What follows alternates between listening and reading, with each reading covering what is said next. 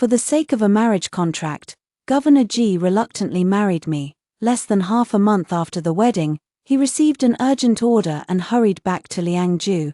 The next time I heard news of him was when my mother-in-law lay on her sickbed, clutching her chest with tears in her eyes. That scoundrel is all alone out there. I heard he was seriously injured while suppressing bandits, and now we don't even know what condition he's in. Ulwan, would you go see him for your mother?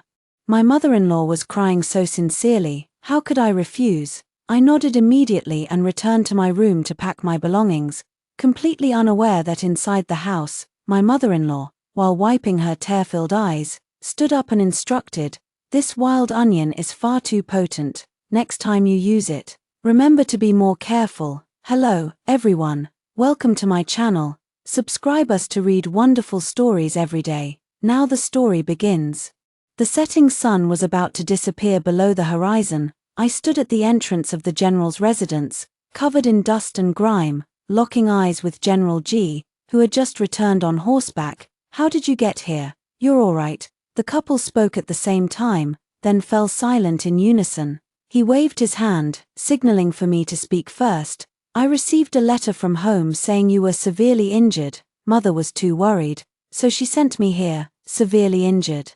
"How did he get so seriously injured?" Supervisor G frowned and thought for a long while, then finally raised his hand to remove the wrist guard from his left arm, pulling up his sleeve and waving it at me. "You mean this?" I took a closer look. Wow, what a serious injury indeed. If I hadn't hurried, I would have reached Liangju in half a month, and that opening would have already healed and become untraceable. Now there was nothing left to misunderstand. My mother-in-law had long hinted, both overtly and covertly, that she wanted me to accompany Governor G to Liangju. Perhaps seeing that none of us were taking the bait, she finally set the trap herself. It's a pity that although my mother-in-law's intentions are good, they are difficult to accept. After all, from the very first day of our marriage, I had already sensed Commander G's attitude. He only asked me to stay peacefully in the capital and told me not to wrong myself, yet he never once mentioned Liangju, where he was stationed year-round. The implication was clear enough. He never even considered taking me along. Understandable. Who doesn't know of the unruly nature of the second son of the G family? Years ago, when Liangju fell, General G led the troops to battle. He requested permission from his father to join the campaign but was denied, so he disguised himself and, along with his noble friend who was a prince, secretly followed the army, despite several urgent secret letters from the palace. Neither of them returned. Instead, after General G succumbed to his arrow wounds and died for his country, the two young men shouldered the heavy responsibility. They fought fiercely at the border for a long time and ultimately reclaimed the lost territory. For a man of his stature and temperament, it is no small matter that he was willing to return to the capital to fulfill our agreement and resolve my urgent predicament. Moreover, both before and after the marriage, he never once allowed me to lose even a shred of dignity or respect. What more could I possibly say? Perhaps from now on, maintaining a facade of mutual respect as a harmonious couple in public would be more than enough. Mother took matters into her own hands, leaving Governor G utterly speechless. From now on, at least take a look at the letters sent home with your own eyes. Don't let others deceive you so easily. It seemed his delicate wife had never once bothered to glance at the letters sent back from the border town, which was why his mother had managed to deceive her with just a few casual words. He fastened the arm guard back onto his arm with a heavy thud, then turned and led the horse back into the residence. "You must be tired from the long journey. Rest for a while, and I will arrange for someone to escort you back to the capital in a few days." So it was indeed true. Even though I had just traveled all the way to Liangju for him, he was already calculating when to send me back. A sudden surge of anger flared up in my heart. Since childhood, I had never been treated with such disregard. That person, of all people, happens to be my husband. Wait. I stepped forward and reached out to grab the leather belt at his waist. When my fingertips touched the cold iron buckle, he halted in his tracks, clearly taken aback. It was only then that I realized we were right at the entrance of the estate, and the act of grabbing someone's belt was far too intimate. The guard stationed at the gate, who had been staring straight ahead without a glance, now had their eyes practically swiveling out of their sockets. I quickly withdrew my hand, my voice softer than the wind as it escaped. "This is my mother's wish. If I were to return like this, I fear she would be displeased." Before I could finish speaking, he suddenly turned around, caught off guard. I stumbled into his embrace, the black armor pressed uncomfortably against my cheek, yet I caught the scent of pine wood mingled with the metallic tang of weaponry from his collar. So, a suppressed breath sounded from above me. I must stay for the full 3 months. I counted the cracks between the blue bricks, so I can give mother a proper account when I return. He suddenly grabbed my chin, forcing me to look up, his rough thumb pressing against the dark circles under my eyes. "You certainly are devoted to your mother. I'm afraid you won't be able to endure staying here." What Inspector G said was indeed not an exaggeration. I was born into the Chu family of Huaiyang, a prominent clan that had been established for 100 years in that region. The Chu family had more sons than daughters, and among the 3 branches, I was the only girl. I was spoiled and doted on by my parents and elders since childhood. If it weren't for the fact that I had unintentionally caught the attention of the frivolous son of the prince, this long-standing engagement between our 2 families would not have been hastily brought up again. I married into the capital, and my family was still worried that I wouldn't be used to living there. They stuffed every conceivable item they could think of into my dowry. Ship after ship was loaded. And when they lined up at the capital's docks, it drew crowds of onlookers who stopped to watch and discuss the spectacle. Everyone remarked, "The Chu family's daughter is getting married, what a grand display." And now, I have come to this land of wind and sand. The hardships endured from days of travel, coupled with the discomfort of being in a new environment, flared up that very night, when Supervisor G brought the physician. I was lying on the hard bed, my forehead so feverish it could brew tea. Chunxian was frantic with worry, tears streaming as she wrung out a cloth to wipe my face again and again. By the time the prescription was written and the medicine brewed and brought to me, I had barely any consciousness left. In my daze, someone pried open my teeth to force the medicine down, so bitter it numbed the tip of my tongue. Instinctively, I waved my hand, and the medicine bowl shattered into pieces. The young lady has always been most afraid of bitter medicine since she was a child, and now she can't swallow a single drop. What should we do? Let me. In my dazed state, a warm palm pressed against the back of my neck, and calloused fingertips rubbed the soft flesh of my cheek until it ached. As he pressed my jaw, a sore, swollen sensation forced me to relax my tightly clenched teeth. The bitter medicinal liquid immediately poured in. I choked and coughed, the medicine trickling down the corner of my mouth. "Swallow it," the person commanded, their palm gently scraping against my throat as if taming a disobedient cat. I couldn't struggle free, so I had to swallow hard with tears in my eyes, letting out a faint whimper as my throat moved. Chunxian watched with a pained heart and couldn't help but speak out.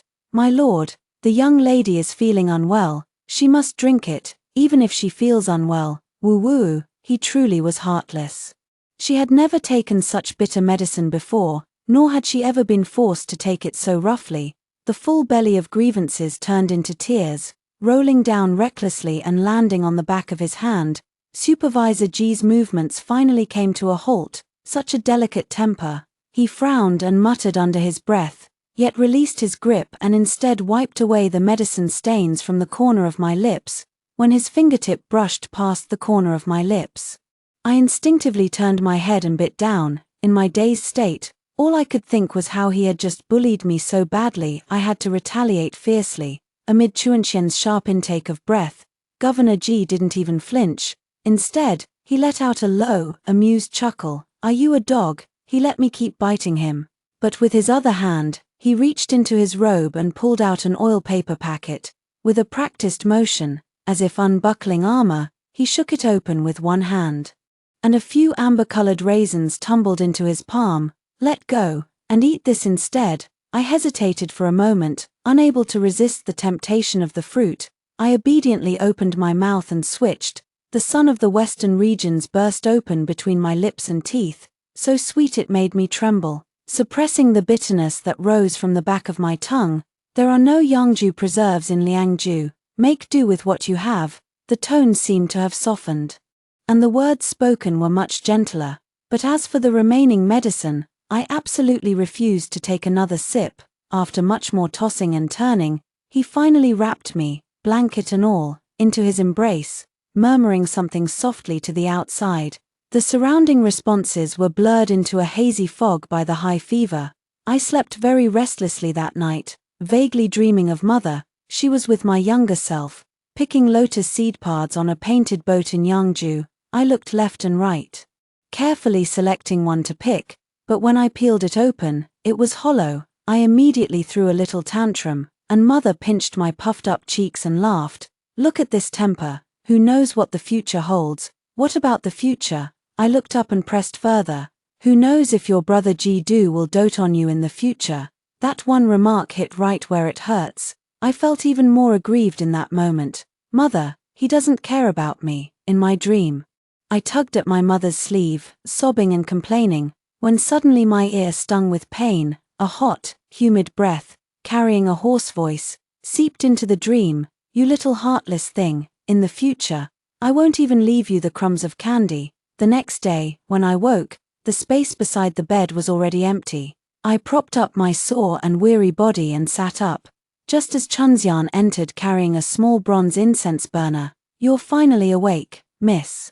We were so worried about you last night. I've troubled you." Rubbing my temples, I watched as she placed the bronze burner in front of the bed. "What is this?" The general said. "Watching you take medicine is harder than going into battle, so he had the physicians switch to this fumigation method to spare you some suffering."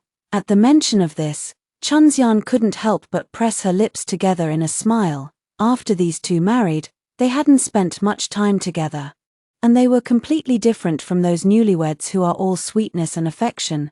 She had originally been extremely worried, but last night, observing coldly, she saw that the general, though stern in speech, is soft at heart, holding you in his arms, his eyes clearly filled with tenderness, and every instruction he gave showed his protective care.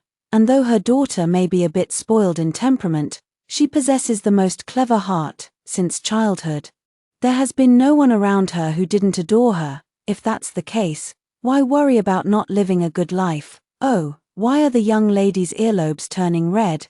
Chunxian stepped forward to help me up, but suddenly exclaimed in surprise. She was about to lean in for a closer look when I suddenly remembered something and hurriedly covered it to stop her from seeing. Yet, I couldn't help but feel a surge of shame and annoyance in my heart. It turned out that the sudden attack in the dream was real. He's the one who was born in the year of the dog. That dog hasn't returned to the mansion tonight. He only sent his personal guards to deliver the message.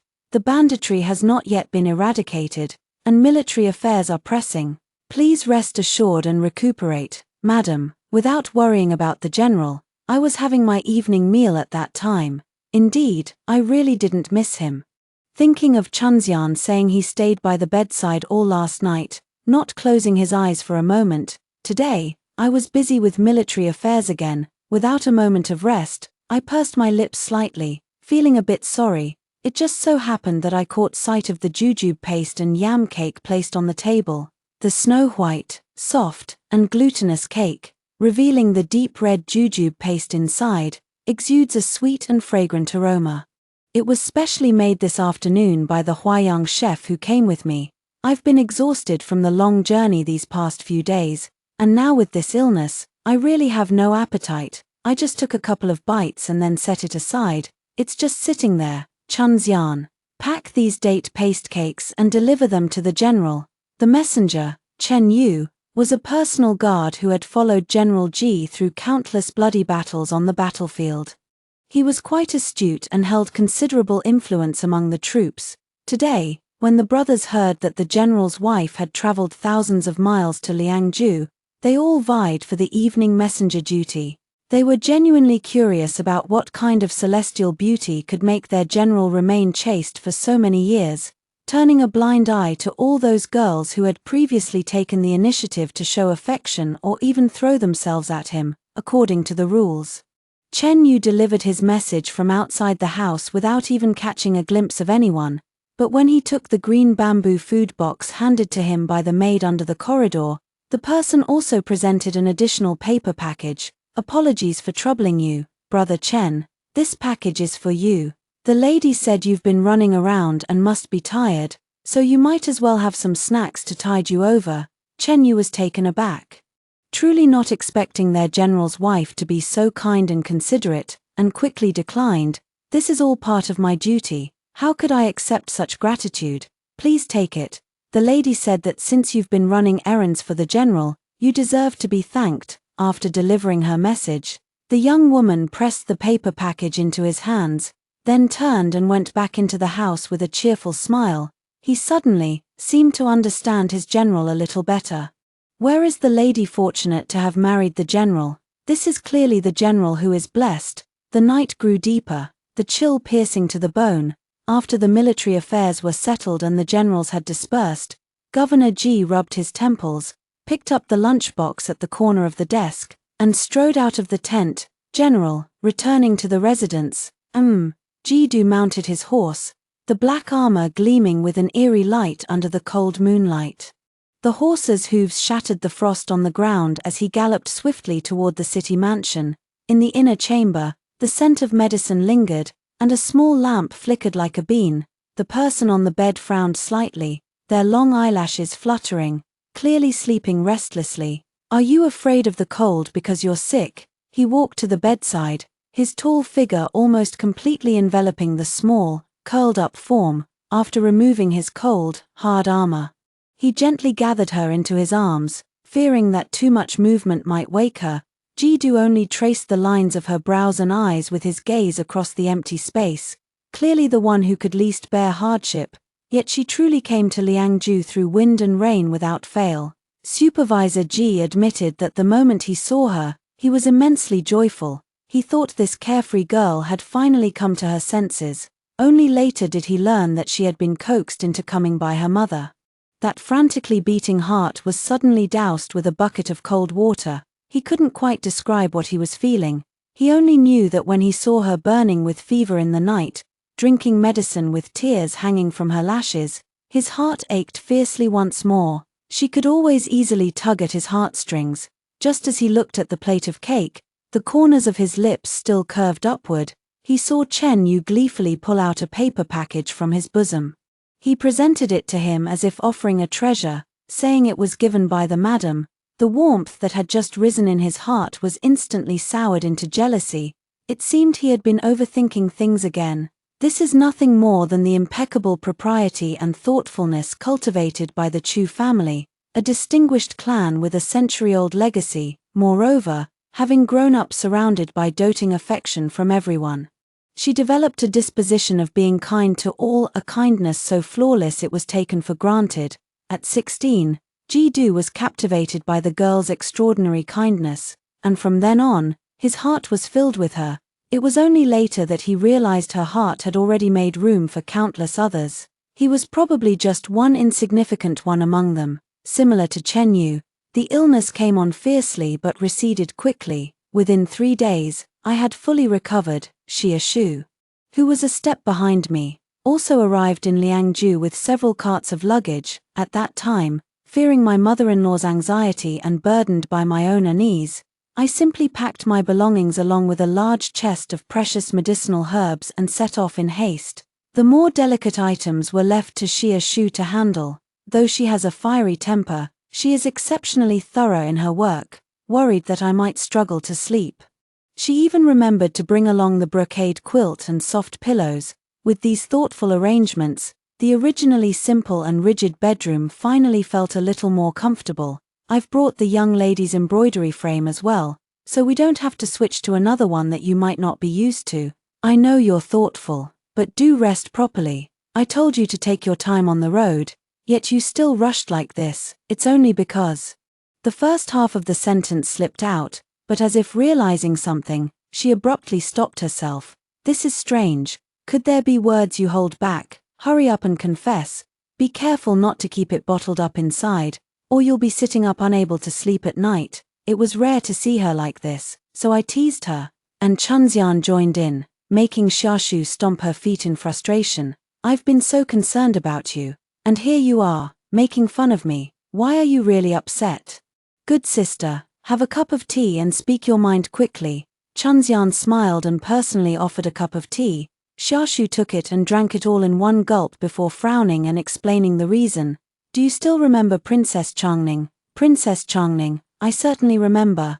She is the youngest sister most favored by the current emperor, and also the twin sister of Prince Ding, and Governor Ji and Prince Ding, Xiao Zi, have studied and practiced martial arts together since childhood, and have led troops into battle together. Now, they are also jointly guarding Liangju. This relationship, of course, goes without saying. Thus, when the wedding took place, the gifts from these siblings were exceptionally generous.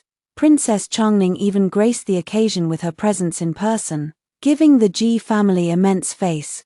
But why on earth would Xia Shu bring her up out of the blue, a few days ago, while resting at the courier station?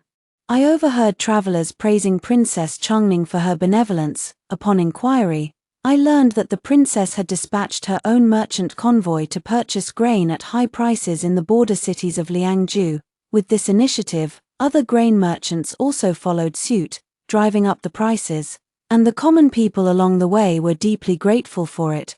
The princess's noble cause is truly a great deed that benefits both the nation and its people. I couldn't help but praise her, as most of Liangzhou's current population consists of refugees who migrated from various regions. Helping them settle down and cultivate the land with peace of mind is of utmost importance. Xia Shu pursed her lips and paused for a moment, lowering her voice slightly. But they also said that last year when the princess came to Liangju, she stayed at the general's residence for a while. I took note of this and asked a few probing questions. They became quite animated, openly stating that while Princess Changning was there, the general set aside his duties to personally accompany her. The two were often together, and their relationship was unusually close. As I listened, the tone of the conversation began to feel off. I held the teacup in my hands, watching the tea leaves quietly swirl inside. For a moment, silence fell over the room. Princess Changning and Prince Ding are deeply affectionate siblings, so it's only natural for her to stay in Liangju for a while. She and the general have known each other since childhood, so it's quite normal for them to be familiar with each other's mannerisms. To be honest, they are genuine childhood sweethearts. Enough. I set down the teacup, producing a crisp clinking sound. These are all baseless rumors, not worth taking to heart. The general treats me with respect and has never acted inappropriately. That is enough. Do not mention such things again in the future. Xia Shu opened her mouth, but seeing my serious expression, she ultimately swallowed her words and only responded gloomily, "Understood, but I never expected to hear the name Princess Changning again so soon." Supervisor Ji returned home unusually early today, but he was followed by several others, all carrying something in their hands, their faces beaming with joy. They all entered the conference hall together. I glanced at the sky and ordered the meal to be prepared. Unexpectedly, they were in the mood for drinking and set up the banquet in the outdoor pavilion. I was strolling in the garden to aid my digestion when I happened to pass by the path beneath the pavilion and heard a clear, hearty laugh. In the past, when a distinguished guest like Princess Changning came to Liangju, the general wasn't this cautious. Instead, he took her to grill meat and drink wine. What a joyous time. So why is it that now that your wife has arrived, the general is making things difficult everywhere? Hearing such a sudden question made me stop in my tracks. I stood in the shadow beneath the pavilion, my fingers unconsciously tightening around an embroidered lotus vine pattern on my sleeve. The pavilion fell silent for a moment. Just as I thought there would be no response to these words, Commander Ji suddenly spoke, his voice hoarse from the influence of alcohol. "Changning has always loved novelty and excitement. Do whatever brings you the most joy. As for my family here," he paused, as if letting out a light laugh, carefully weighing his words. "She's a delicate beauty raised in Yangju, can't bear the slightest bump or bruise." A round of knowing laughter rippled through the crowd. I lowered my head, gathered my sleeves, and turned to leave without a sound. "Miss," back in the room, seeing that I had been silent all the way. Chunxian called out to me softly, her eyes filled with concern. Xiaoshu, on the other hand, could no longer hold back. She had always been worried that I might suffer grievances. And now her words were even more indignant. What kind of talk is that? Even if he is a young hero, a gallant warrior on the battlefield, our young lady is no less than him.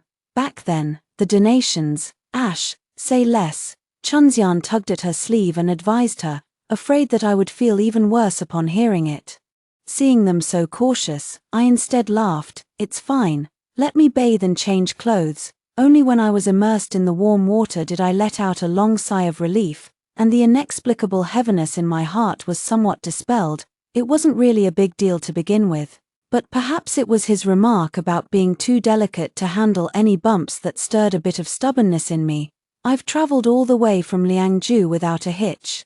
So why does he make me sound so fragile and helpless? Prejudice. Just as I had slipped on my nightgown, Governor G pushed the door open and entered. His gaze fell upon me, and his eyes seemed to darken slightly. He walked to my side and placed the object in his hand on the table. A dull thud sounded, and I turned to look. It was a walnut, something new. Want to try it? The walnut shells are rough and furrowed, making them particularly troublesome to eat, but I am a greedy one.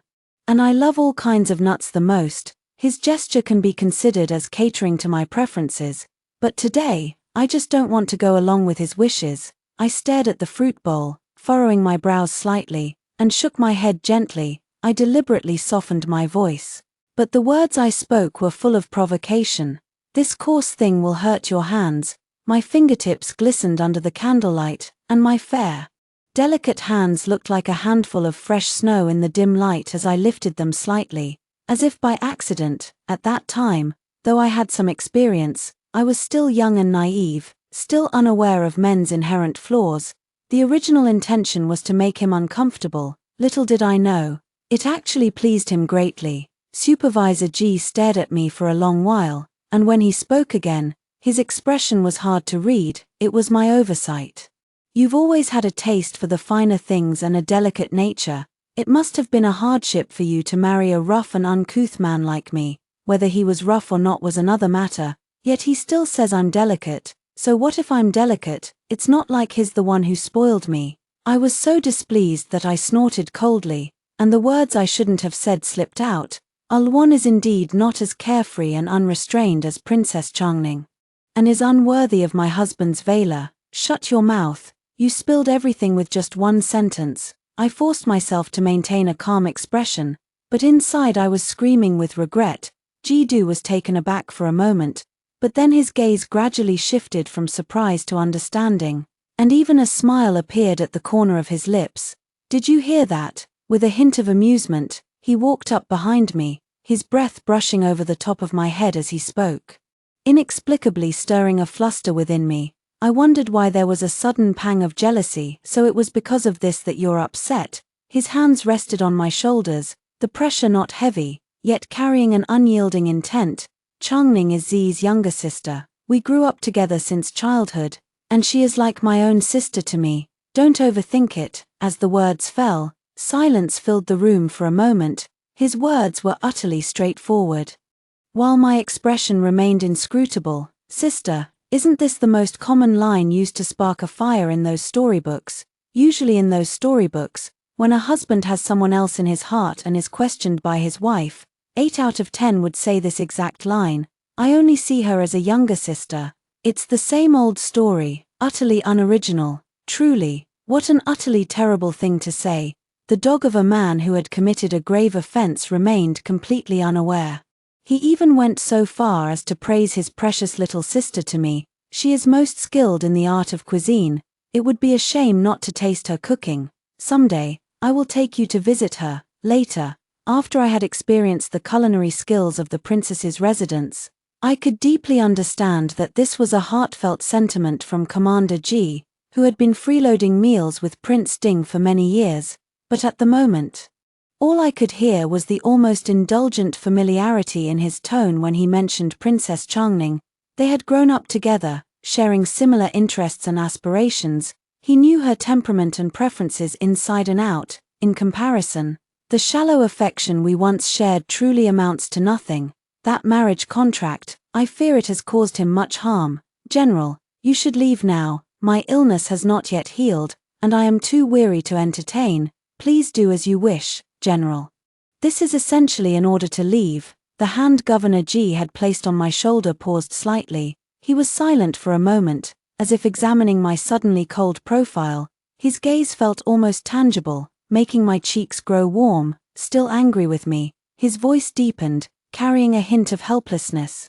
I already told you, Changning, it has nothing to do with the princess, I interrupted him, truly not wanting to hear the word sister again. I'm just not feeling well myself and want some quiet. I tried to break free from his hand and get up to go to the inner chamber.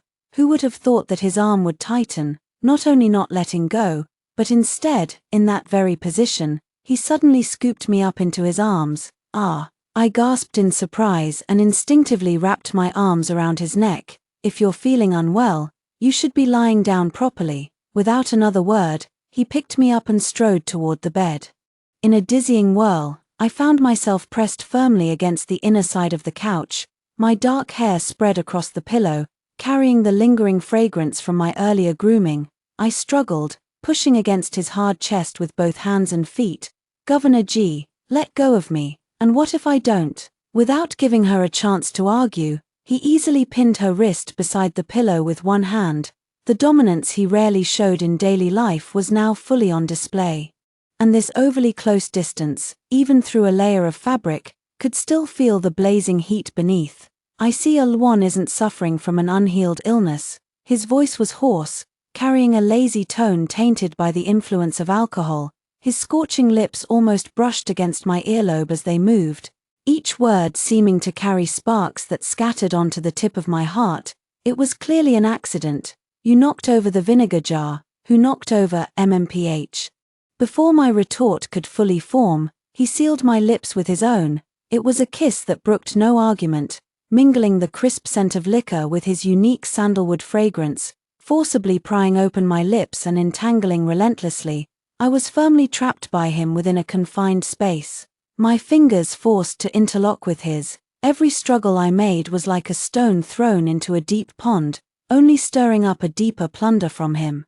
It wasn't until I was panting and my whole body had gone weak that he finally drew back slightly, the tip of his nose still brushed intimately against mine, his deep voice carrying a hint of teasing, along with a trace of barely noticeable nostalgia. Back in Yangju, Alwan used to follow behind me, calling out Brother G do so sweetly, over and over. Now that you've grown up, have you become so distant with your own husband? The deliberately drawn-out tone, carrying a scorching heat, made my ears tingle with numbness. The softest part of my heart seemed to be unexpectedly poked, stirring up a wave of bittersweet ripples.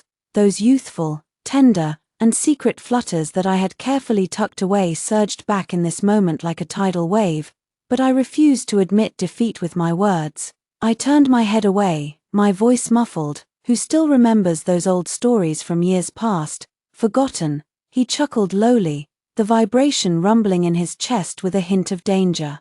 No matter, let your husband help you remember. A deeper kiss descended, more intense than before, carrying punishment like bites, yet in its lingering turns revealed an unspeakable attachment. Bewildered and intoxicated, that kiss gradually grew unsatisfied with mere lip play, shifting downward to linger at the slender, vulnerable neck, leaving behind dense, scorching sensations. The defense line was on the verge of collapse when a soft click was heard.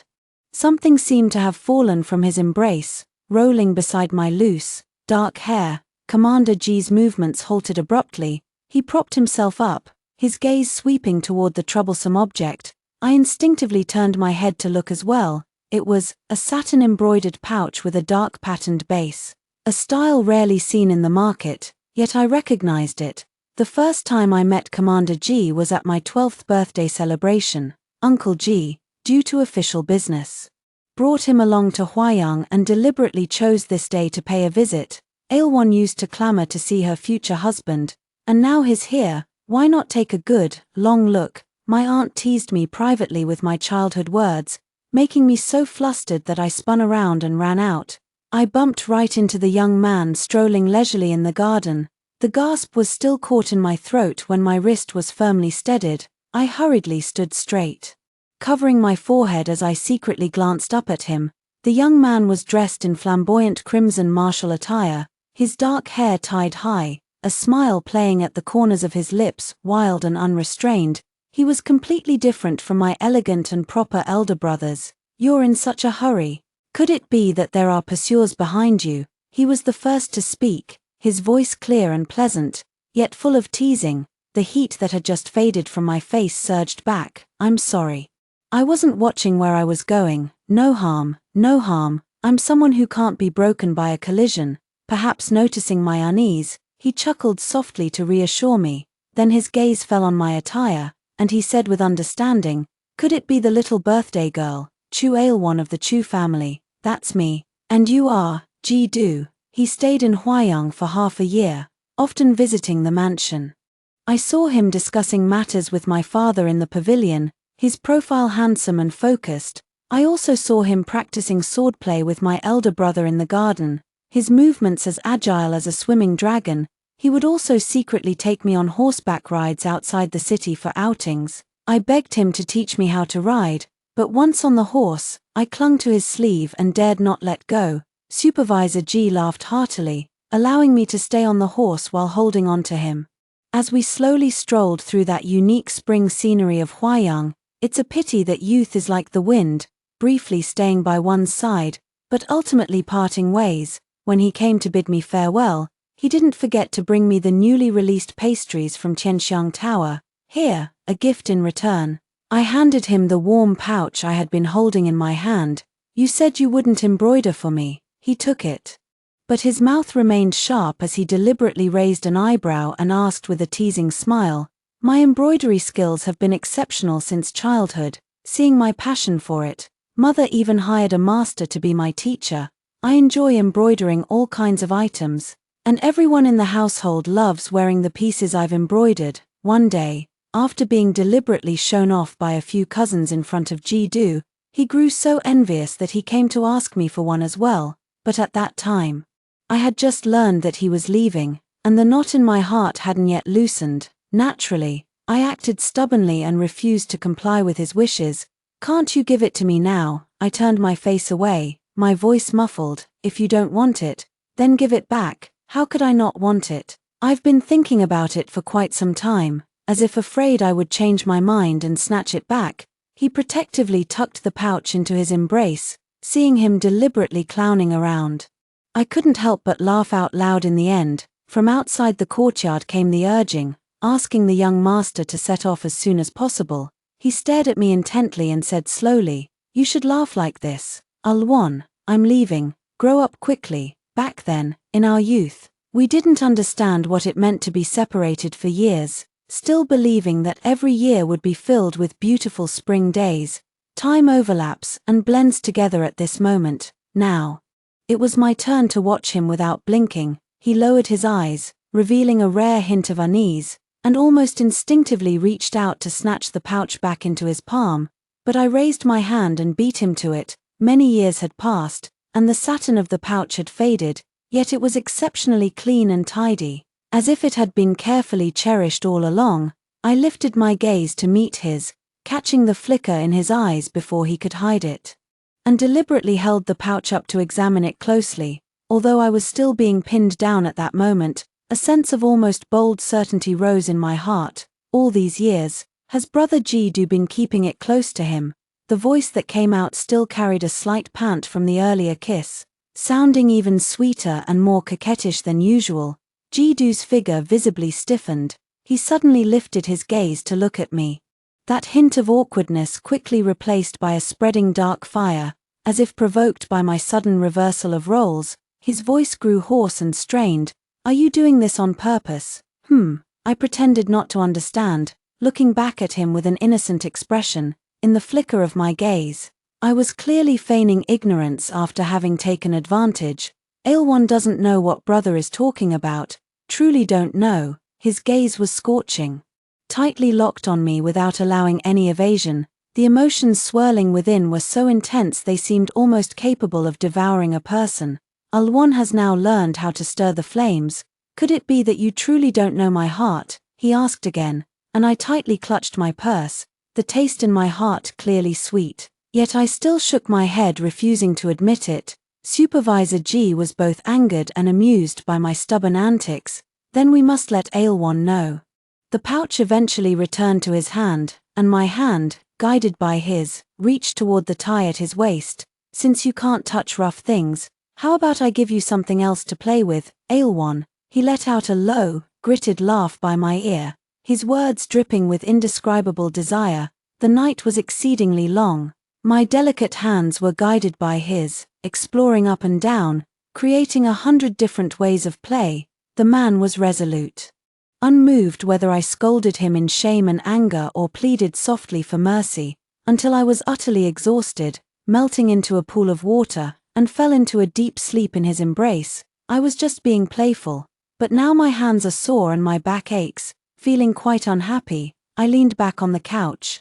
Too lazy to get up, someone, looking quite satisfied, started shelling walnuts for me while explaining what happened yesterday. That kid Chen Yu was won over by a pack of snacks from you. Now everyone in the army knows how kind-hearted and gentle the lady is, and they're all looking for opportunities to come pay their respects to you.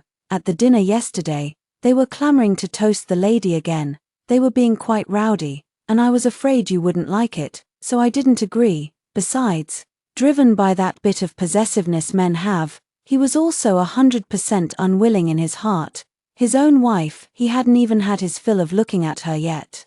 Why should they get to see her? Unexpectedly, this ended up dragging Changning into it and stirred up a wave of jealousy. He fed me the peeled fruit, watching me prop my chin up and act spoiled with his affection, all while teasing me. These walnuts were transplanted by our Ministry of Agriculture many years ago, yet they only bore fruit this year. Could it be they knew the one who loves eating fruit had arrived? I shot him a sidelong glance, feeling somewhat displeased. You never once thought to bring me to Liangju before, and now you use such words to coax me. Even the fruit wouldn't acknowledge that. He paused his movements, and after a long while, finally spoke. I thought you didn't want to come. When Jidu received the letter from home urging him to return for marriage, he was overjoyed. The Chu family had been reluctant to part with their daughter and had always wanted to keep her a little longer, so this sudden change of heart was truly rare. But it wasn't until the day he returned to the capital, when he couldn't resist the urge to seek her out privately, that he inadvertently learned the reason, that Commandery Prince's household is truly overbearing and unreasonable. If it weren't for this, how could your mother bear to let you marry so hastily and so far away? The second son of the Ji family is indeed a good man, but is currently completely devoted to Liangju. That remote place, your mother fears you wouldn't be able to endure it if you followed him there. Mother, the Ji family is a reasonable household. Aunt Ji is also in the capital. Even if I stayed in the capital to serve my mother-in-law, it would be perfectly appropriate. Not necessarily. You have to follow him to Liangju. Please set your mind at ease. Supervisor G stood outside the window holding the pouch, but in the end, did not take another step forward. To say there was no disappointment would be a lie, but that motherly love and the daughter's delicate tenderness were genuine. If I were to truly bring up Liangju with her again, I'm afraid it would only make her fearful and resentful, adding unnecessary distress. Why go through all this trouble? So, Governor Ji secretly sent someone to Huayang to ambush that arrogant and ignorant prince's son, beating him up after putting a sack over his head, when he received the order to leave the capital. His expression remained calm, and he made no mention of taking his family along, as if everything was meant to be this way, and I, on the other hand, simply thought he disliked this marriage and thus was determined to distance himself. The detachment I couldn't understand before suddenly became clear at this moment. For a moment, my heart was filled with both anger and bitterness. Mother was so worried back then, I just thought of a way to comfort her with a few words. You eavesdropped and took it seriously. Why didn't you just ask me? It's my fault. I've wronged you for nothing. He straightened his expression, his gaze carrying a hint of cautious probing, yet unmistakably sincere. Ah Luan, he called out to me softly, Liangju is indeed bitterly cold, not as bustling as the capital, nor as gentle and warm as Yangju, but here, we have the strongest liquor, the bravest soldiers, the vastest lands, and the fortress we guard with our lives. His palm was warm, tightly enveloping my fingertips. "Ulwan, since you're here, why not take a good look around?" Even though our hearts are now connected, he didn't directly ask me to stay, he only earnestly requested that I take a look. In truth, Liangju is vibrant and vast. It's truly not difficult to fall in love with this place. Though there is no painted boat to listen to the rain, nor the bright moon over the 24 bridges, there is the setting sun over the long river, and the lone smoke in the vast desert. Moreover, traces of him are everywhere in this place. I heard that the winding canals outside the city were built under his leadership. The bustling market I visited was maintained under his watchful order. There is also a newly opened training ground where he personally conducts drills. In the city, there is a newly opened restaurant where the storyteller loves to tell tales the most. When I have nothing to do, I go there to enjoy tea and snacks. The old gentleman seems to know everything. He told of the year Liangju fell, when General Ji led the troops into battle, and the 16-year-old Xiaozi and the 17-year-old Jidu secretly followed the army. He told of how, after General Ji sacrificed his life for the country, the two young men desperately pleaded for orders, vowing not to return until they defeated the Chong bandits, even if it meant facing near certain death. He also spoke of their chief secretary Qin, who had earned the title of Tanhua, and how he worked diligently to bring prosperity, as if even Princess Chongning held him in high regard, and he praised the female Minister of Agriculture, who encouraged farming and sericulture, ensuring abundant harvests of the 5 grains, surpassing countless men in the world. He spoke with such vivid emotion that I listened, utterly captivated.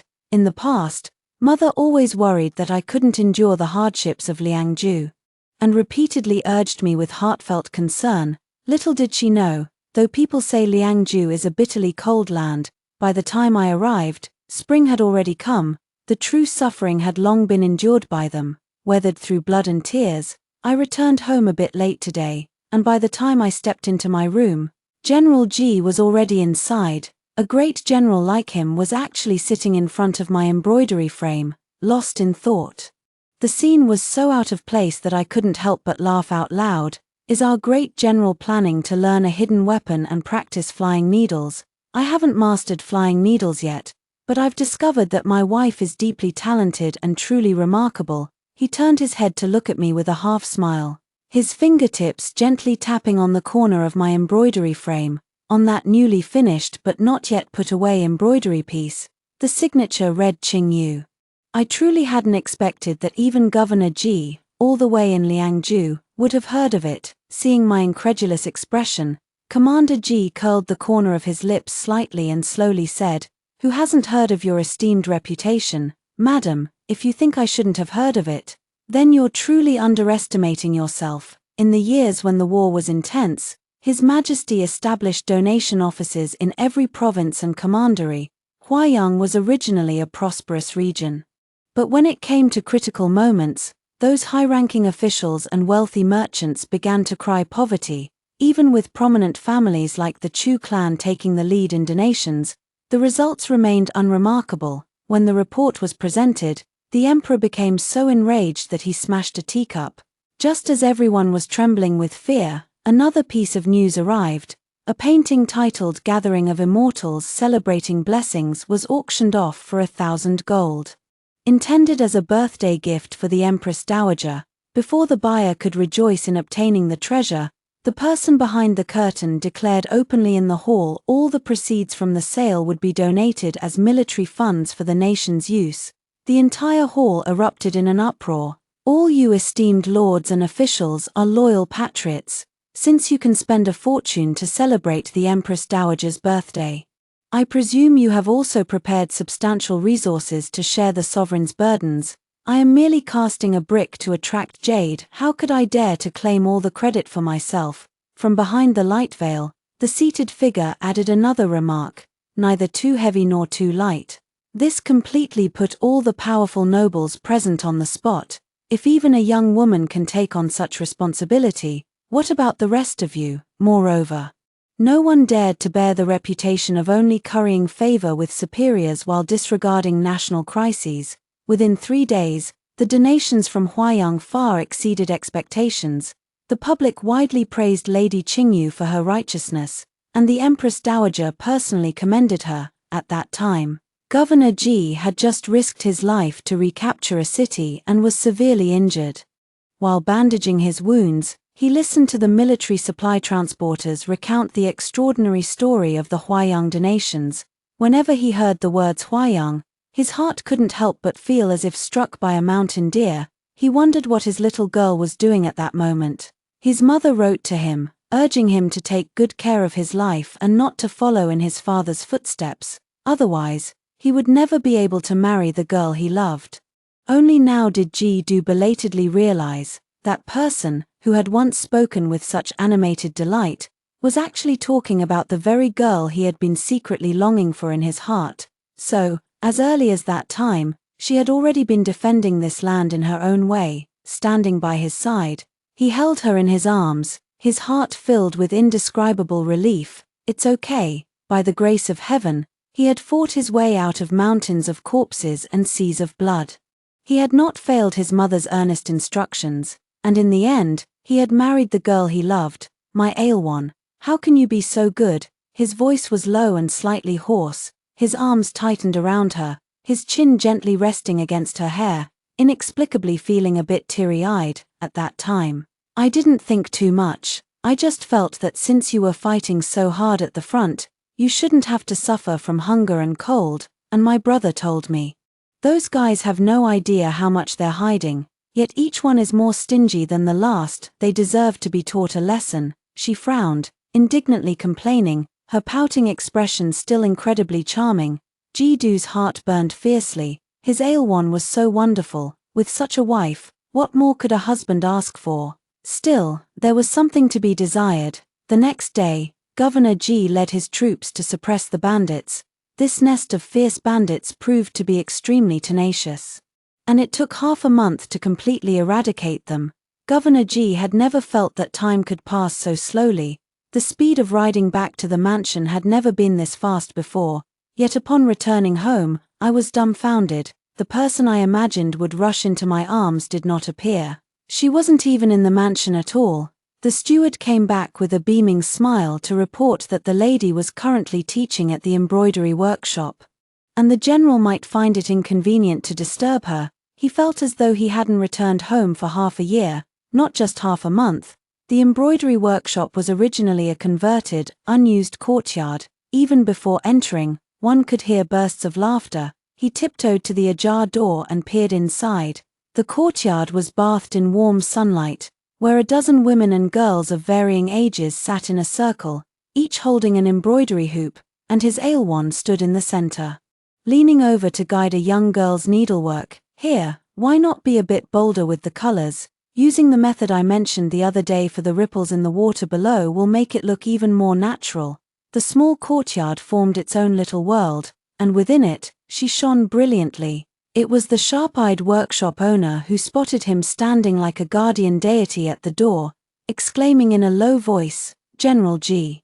Everyone immediately quieted down and rose to their feet to pay their respects. Alwan looked up at the sound, meeting his gaze. She was momentarily stunned, then the corners of her lips curved into a smile. Holding up the hem of her skirt, she quickly walked over to him, looked up at his face, her eyes filled with delight.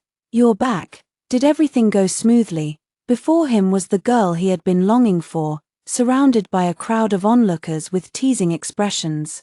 1,000 words were stuck in his chest, but in the end, they only turned into a helpless, low sigh. Smoothly, just, a general returning home, have to come here to find my wife. The initial 3 months he had mentioned had unknowingly come to an end. My embroidery shop happened to have its grand opening on that very day. Caught up in the excitement, I ended up drinking a few more cups than usual. General Ji allowed me to indulge to my heart's content before carrying me back to my room.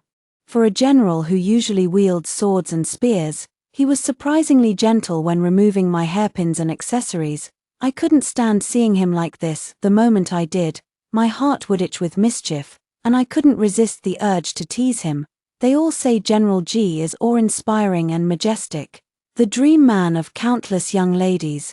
Pity they've never seen my brother Ji Do like this. Emboldened by the alcohol, I boldly tugged at the corner of his robe. A vigorous young man like him could hardly withstand such provocation. He immediately closed in and bit down on that sensitive earlobe. They all say the lady is as kind-hearted as a bodhisattva. Shouldn't this female bodhisattva bestow some sweet dew upon me as well? And with that, she ended up trapping herself once again. The moon cast a low shadow as the general began to patrol the new territory. The night was still long, and the lingering tenderness had just begun.